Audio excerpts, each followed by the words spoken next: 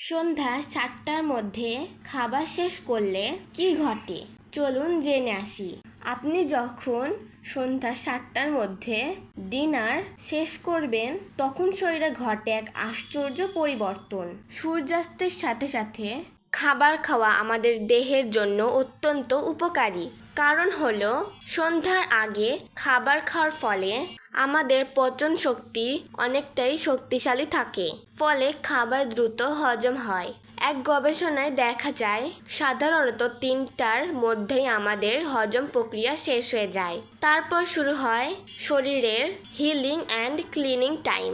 আর রাত ৩টা থেকে সকাল ৯টা পর্যন্ত এই সময়টাকেই গোল্ডেন টাইম বলে।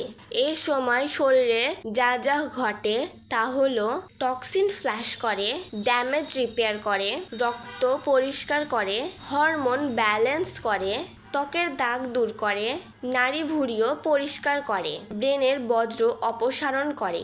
তাই বলি, যত তাড়াতাড়ি রাতের খাবার তত বেশি হিলিং। দেরি করে খেলে এই স্বাভাবিক প্রক্রিয়াগুলো বাধাগ্রস্ত হয়। এর ফলে দেখা দিতে পারে নানা ধরনের রোগ ব্যাধি।